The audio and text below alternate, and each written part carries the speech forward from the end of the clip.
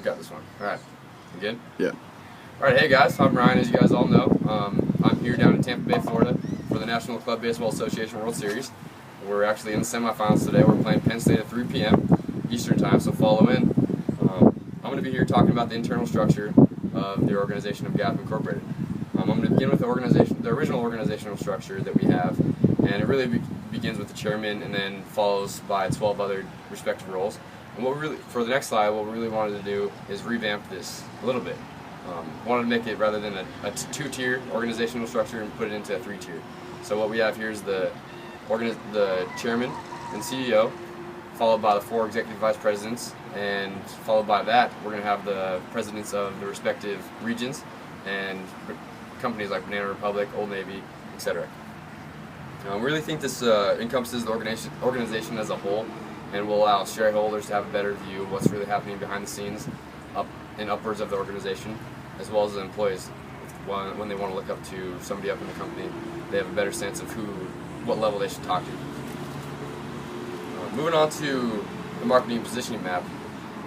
As you can see, our companies that we have are highlighted in red, and in the top right corner of the matrix we have Nordstrom's. We all know that they're high quality product, but what comes with the high quality product is a high price product. So that's why we have them in the top right corner. Other companies like Macy's might go up there as well as theirs. We're also going to have Banana Republic, which is our company, highlighted in red. It's right below Nordstrom's, but the difference between Nordstrom's is they don't have brands that they outsource from. They just use Banana Republic brands, but with that they have high quality, but it's going to be a higher priced brand as well. So below that, it's higher quality, higher good, relative to the other companies, is going to be the Abercrombie & Fitch. They have a higher quality, but they also, same with Banana Republic, they don't outsource. So in the top left, we have TJ Maxx. They're going to be a higher quality, less price good, because they really use outsourcing products. Like they take clothes from other brands, but they mark them up at a discount. Below that we have Gap, our own company. They don't do things like TJ Maxx and Nordstrom does. They use their own company product and sell it at a discount. It's higher quality, but it's going to be a little bit lower priced for the families across the United States. In the bottom left corner of the matrix, we have American Eagle, which is similar to Abercrombie & Fitch, but it's going to be a little bit lower quality and lower priced. Below them, H&M and Old Navy. They all pretty much have the same company strategy. They tend to strive to hit the middle-aged teenagers and college students. Try to be attractive and keep them within a budget. Moving on to the marketing strategy as a whole, Gap really wants to reconnect with their customers globally across each brand through the 4 Ps: product, price, placement, and promotion. One way they're trying to do this is by working with Visa Incorporated. They're working with Gap to deliver real-time discounts and promotions to consumers via text messages. So consumers can really opt into the notifications of money savings discounts and promotions in real-time shopping. Excuse me. They also are doing the same thing with Facebook. There's an app on Facebook you can plug into, where you can check into places, and it gives you real-time feedback as well as promotions and discounts for the shoppers. So like I said, they're really trying to reach a new customer base, and by doing this they're going to be expanding locally and internationally. Over the last 5 years, Gap has really tried to expand into Europe and the franchise market. So it's more than doubled their store base, from 165 to 360 stores in 31 countries, with online stores in over 90 countries. So we believe a major opportunity is to expand into China and the franchising options in more fragmented markets like Eastern Europe and Western Europe. Promotionally, it's known for its marketing by using black and white images and celebrities in both print and visual media. So they've sponsored projects like Project Runway, the Sony films of Memoirs of Geisha. So yeah, we're going to move on to the online sales department.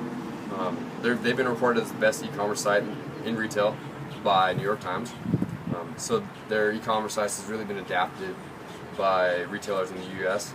It offers a more interactive experience for shoppers. So it's a service that will recommend clothing options to individual consumers relative to their price and selections in the past. Moving on to the competitors, we have Abercrombie & Fitch, American Eagle, TJX, and Nordstrom's. Abercrombie & Fitch, like I said in the past, or in the marketing positioning map, is more of an upscale clothing, but they're trying to appeal to the college age by hiring college age sales support and using models to promote an upscale frat house feel. Moving on to American Eagle, excuse me.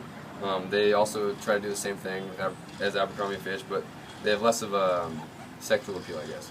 They don't have models around the store, but they do have a college-age staff. They have casual apparel and accessories to middle-aged men and women from 15 to 25. TJX is the next one. They're a huge firm. They have 8 retailer stores, two of them being two of the largest off-brand companies in the U.S., and that's Marshalls and TJ Maxx. You probably are familiar with them. The one thing TJX really strives to do is produce for the lower income families. They've been widely considered as one of the #1 off-price family clothing stores. And moving on to Nordstrom's. Nordstrom's really strives to have a service with a smile. They have an easy return policy and put little touches from their employees, like thank you notes from employees and top-notch customer service. So moving on to the IFE matrix, we're going to discuss the strengths and weaknesses. So the strengths are as follows: website development, strong consumer relations, differentiation strategies, global brand recognition, which Gap really has set in American style and pop culture, as well as emotional affinity. They have a lot of stores located worldwide, over 3,000 stores worldwide.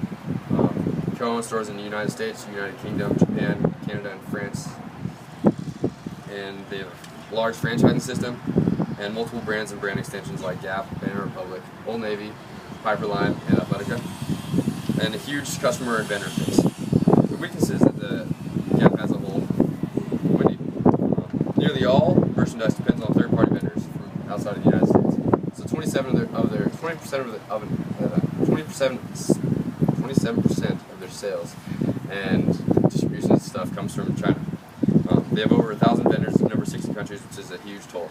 And with this comes may produce a product shortage, shipping delays, and an increase in costs. They also have a huge store base, which includes unaffiliated franchises, so it's hard to get their name out, try to stay hand in hand with the franchise stores here in the United States and ones that actually are owned by the Gap Incorporated.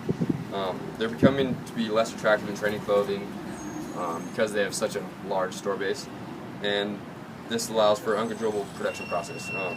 And the controlled production process is key among fast fashion and retailers. So overall, we're going to give them a 3.03 in the IFE matrix. It's pretty good, with the average being 2.5.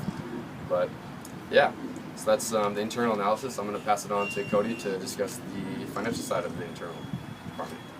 Thank you.